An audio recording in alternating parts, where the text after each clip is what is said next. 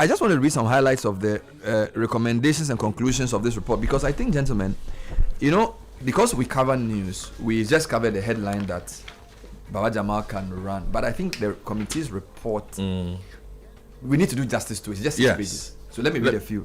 Oh, okay, you're going to. I thought. Oh, no, okay, so start. I can just go through it for you because I've highlighted some of the portions. Yes, but give me the first few then. Yeah, the first few are pretty important. So this is all 6 pages of it.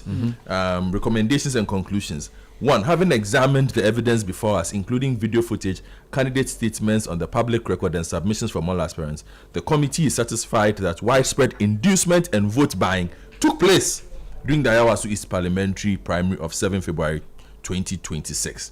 These practices were not confined to a single campaign. Multiple aspirants engaged in the distribution of material goods and financial inducements to delegates. We note, however, that issues related to Honorable Muhammad Baba Jamal Ahmed were the most extensively documented by virtue of his statements and his status as a serving public officer. 2. It is important to state at the outset that our findings are institutional in nature. They are not directed at the character or long-term commitment of any individual aspirant. Let me go to 3. The distribution of items such as motorcycles and television sets to delegates on the day of a primary is by its very nature an act of inducement. It's a clear statement. It is neither necessary nor reasonable to suppose that such gestures have no effect on human conduct. The natural and foreseeable response to the receipt of a material benefit in the context of a decision is that it influences that decision. These inducements automatically created conditions that undermined the perception and integrity of a level playing field.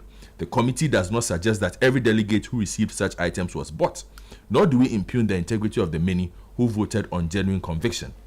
However, it is a reasonable and unavoidable conclusion that gifts of this character and scale given directly to voters prior to or in the course of an ongoing election were sufficiently substantial in nature to be construed as inducements. Then I'll take you to 4. The assertion... Before that, you only need to read the last paragraph there for you. The act of offering such inducement is itself the breach. It is not... It need not be demonstrated that each individual recipient changed their vote. Yes, so I think that's a key line. Okay, let me go to 4 for you. The assertion that vote buying and inducements during elections are historical precedents and that the Ayawaso East primaries should therefore be exempt from scrutiny is immaterial to the core issue. Thank you. A political tradition as distinguished as ours must periodically reflect and recalibrate. I'll take it to 5, which is key. Accordingly, and they put this in bold print. They boldened it. Accordingly, the committee is of the view that the integrity of the process could best be protected by nullifying the results of the Ayawaso East constituency primaries. We recognize, however, that this recommendation carries significant legal and practical implications, including the fact that the NDC's constitution does not contain provisions for the annulment of elections. The Ayawaso East primaries were supervised and results certified by the EC. The Commission's deadline for filing the party's candidates for the March 3 by-election is imminent. The determination of the appropriate course of action ultimately rests with the Functional Executive Committee or the National Executive Committee for that matter, acting within the party's constitution and in consultation with relevant authorities. We are acutely aware of the time, resources, and goodwill invested by all aspirants as well as the over 1,000 delegates who participated in good faith. Any decision taken will affect committed party members who acted out of loyalty and conviction. It is therefore imperative that whatever course is adopted be clearly communicated as a step forward strengthening. A step toward strengthening, not fracturing the party. 7. This committee cannot ignore the context in which these events have occurred. There is palpable public distaste for the monetization of politics in Ghana. The electorate entrusted this party with power on the strength of a promise to do things differently, the reset agenda. The expectation is not merely that the NDC will govern competently, but that it will hold itself to a higher standard of integrity in all its affairs. If the party is seen to tolerate in its primaries the very practices it has pledged to eradicate in national governance, the resulting disillusionment will be swift and justified. I'll take you to 9 now. We wish to state clearly, and this again is in bold, we wish to state clearly that our findings are not directed at any individual as a matter of personal animus. The issue before us is larger than any single candidacy. It is whether the NDC will confront the erosive and malign effect that the monetization of politics has on internal democracy and equal opportunity of all members to contest on a level playing field. that broader confrontation is beyond our present scope, but we flag it as urgent. We note that the party does not currently have sufficiently specific guidelines prohibiting inducements in internal elections. This gap has forced reliance on the Political Parties Act, the party's constitution, and general principles of open democracy. We recommend that explicit rules, including a clear prohibition on the distribution of material goods and financial inducements to delegates, be treated as an immediate priority. That is beyond our present mandate, but we consider it essential. The absence of a specific written prohibition has not, however, barred us from reaching reasonable conclusions where clear and obvious facts contravene the spirit of open democratic practice. Correct. The right of party members to choose their candidates without inducement does not require codification before it can be defended. Finally, we observed that what occurred in Ayawaso East is part of a larger and extremely concerning national trend. Vote buying has become entrenched across party lines. The political class must recognize that this trajectory is a great danger to the republic and is not sustainable. It corrodes public trust and produces a politics that serves those who can pay rather than those who are meant to be served. 12. We must also be mindful that when a party opens its doors to the highest bidder, it cannot then complain when undesirables walk through. Thank you. If we reduce our primaries to an auction, we must accept what auctions produce. The price goes to the wealthiest, not the worthiest. And we should not console ourselves that the bidder of tomorrow will share our values. The auction does not ask why you are bidding. It only asks how much. There may come a day, perhaps sooner than we dare imagine, when the winning bid is placed by hands that mean this party and this nation nothing but harm. We must shut that door now, while it is still ours to shut. This is very powerful. 13. The NDC should see this movement as an opportunity to demonstrate the values it has professed.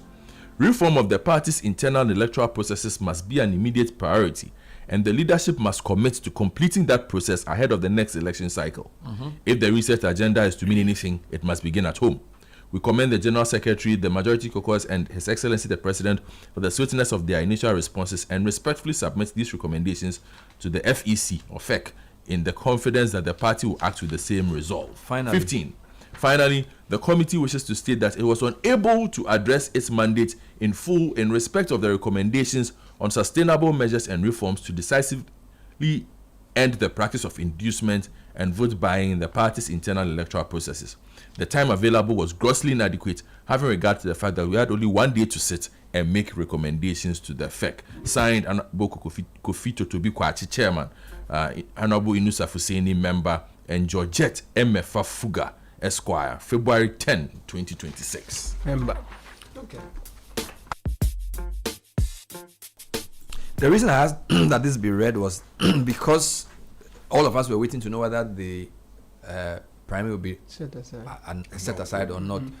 We sort of reduced the whole exercise to this, but I feel like this report is very serious, and it admits a lot of serious things that require both reflection and a lot of action. And I want to commend the committee for putting this out, admitting and pointing out the grave dangers of monetization in our politics and recommending strongly things that need to be done. And sometimes you understand, the politicians, they have also the issue of being pragmatic, that today 11th is the last day for filing nominations. If the committee was set up on Saturday and we're supposed to present their report on Tuesday, which is yesterday, if they recommend an annulment of the vote, I'm not sure they'll have enough time to get a candidate. But I think that they put this out for us to know that they do not endorse what happened on Saturday. And that if the party, and indeed other political parties, don't start dealing with coming up with processes to stop this thing, we are all in danger. Because it looks like we know it's been going on. And some people were saying they were scapegoating one person in one election. But sometimes you have to use one location to also point out that this is something that is continuing. I mean, for example, somebody may be doing something in this company and you've watched it for many, many months. You decide that on this particular occasion you sack the guy, not because this one is the worst, but it's because you need to make a statement. Okay, so I feel like I kind of like the way they are thinking. My only concern is whether when the election is over and whoever wins, the commitment and the urgency will still be there. It doesn't come. You see, that's my point, because as we sit here, we all sit here, this is very good. But actually, in 3 months' time, people start jostling for primaries, for national executive positions in both parties or other parties. Will we see the same level of You see my point? Okay, this is an NDC example, but it's a national issue. Yes, please. It's a huge national issue. And when I saw this thing happen and I heard people complaining, I just said the chickens have come home to roost. We saw this coming. We have seen these things happening. Okay? I'm a football lover. At times you are watching a match and I see two players wrestling, physically wrestling on the pitch. The two of them are wrestling. And then one overpowers the other one. And then the referee whistles for an infringement against the one that I said, but is that we all saw what happened. Yeah. So the one that, if you like, triumphed is the one who is guilty. This thing has been happening since 2000, and we have all witnessed it. 26 years. It's grown up in scale because people have now seen that it's an opportunity to influence the process. Advice will not change anything. Thank you. Advice, it won't change anything. It is when we begin criminalizing this kind of activity. When people know, because you see, we are very soon we are going to come into the era of the primaries and internal elections. If one can get away with this, everybody will be. And some people, at times when I hear the politicians, I'm like, why? You are telling them that when you win, you give them government jobs. Then when you win, you give them. And then why are you telling them that? They said the media should say something. Civil society will be So I'm overwhelmed. just saying that if it has to, this report is solid, of course, is to Tobi Kwache, who's superintending over this with decades of experience, but it should be to the benefit of the country at large.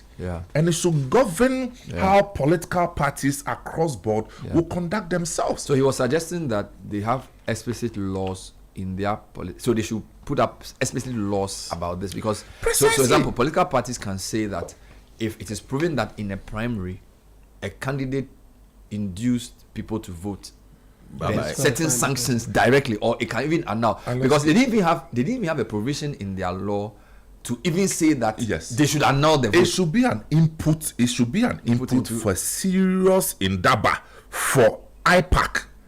IPAC should now take this one as an input to now streamline the way elections are conducted. And luckily they have an IPAC meeting today, but of course this report came out yesterday, so they may not have this highest bidder election thing. Now, if the man is going to use all his money to buy TV and all those things, when he wins, where is he going to get the money back? They said when the day the person who wins does not mean well for us, we are doomed. So, and you know, there's something. That advice is coming too late, man. And then the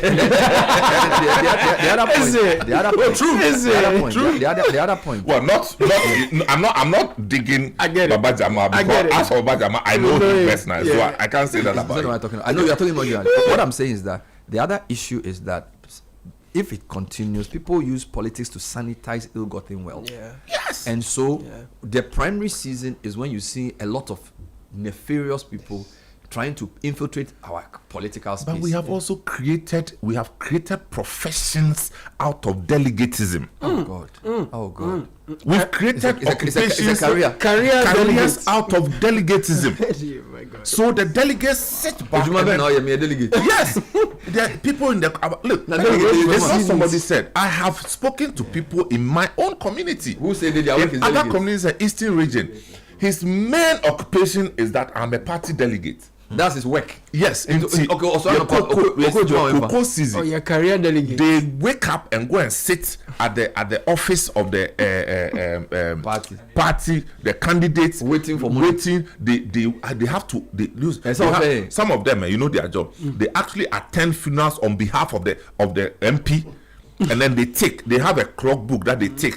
A year when I'm come out, a outdoor when I'm come out. So I'm a delegate. So the delegate will pay Juma man. Thank you. So you have to pay. So we promise them a career, and then when they are demanding for the money, we are complaining. So we need to. But you know, we'll find a day to discuss the delegate system, because the politicians know the problem, but they don't have the courage to solve it. I remember I interviewed Sami Ewuku, and he said his opponent can infiltrate if he expands the electoral college. So maybe expansion may not be the best way to go, but tightening using all the things we've created, national ID and all those things, I feel like they should have the way of saying, look, let's be clear who the person is. And let's make sure that the ability to influence that small group is reduced. I think expansion is one way to go. They don't think so. But it's a national discussion. As Samen is saying, IPAC should take it up and have a proper discussion around EC, major political parties, our security agencies. How do we stop this? Because it will get to a stage where we all cannot legislate. A person can become our president who, Charlie, is something we don't even know. You know. No, but Bernard, they cited the fact that the EC they have to run deadline for. Of course. That's fine. Who sets the date for that's process? Well, the EC, is the EC, EC set it? it. EC And set it. who regulates the election process so that if there is such nefarious activities, who's supposed to sanction what? Election funding and all of that? Who's supposed to do that? The EC. So if they agree that the EC is supposed to be sanitizing the process and the EC has not done that, and they need time to do that, can they push the date forward, for example, so they come up with something more drastic? Because you see, a lot of people, you raise the hopes of people that, okay, you are coming to do something really different. While the outcome of the reports are good and the inputs long-term can be great, some decisive action would have been better. Because what everyone reads is that, okay, Baba Jamal has been clear. Caleb, to be honest with you, if the NDC said, EC, you are the ones who oversaw the election. Yeah. And you oversaw this, and therefore we think the results will be annulled. Yeah. In a sense, the EC is also indicted because the EC is the one who said the election is clean.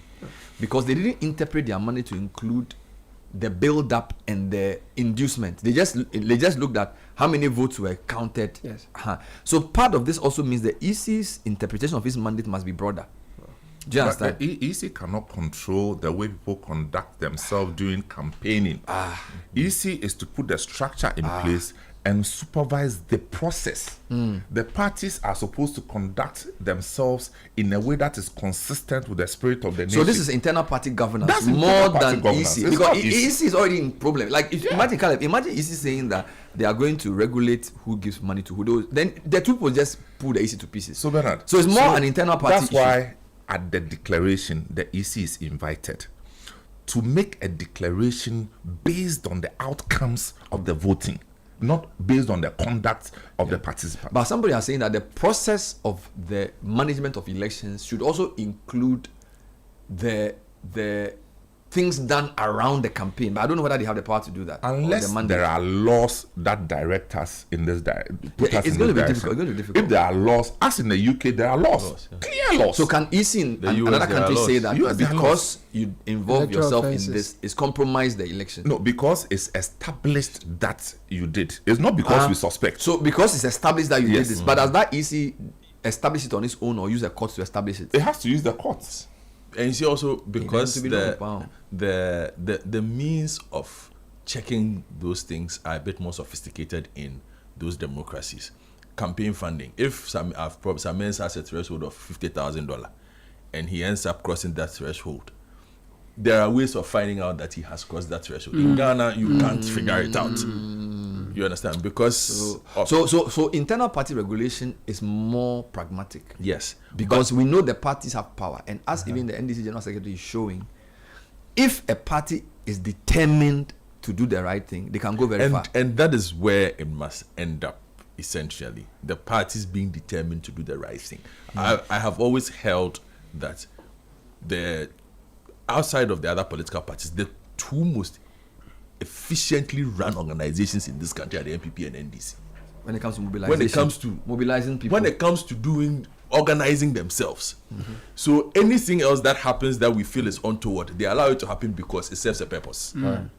That is the design of our political party system. Anything that it's in their process that they allow, it serves a purpose for them. At the moment, they figure out this current delegate system serves our purpose. Until now, most of them have started realizing that we can't afford it. And it's driving us into areas that we don't to want make to you go. bankrupt. So they need to come up with the solutions. Yeah. Whatever the solutions are, when they get to their meetings, they can figure it out. I think that's a good place to move to another topic. Thank you, Godfrey.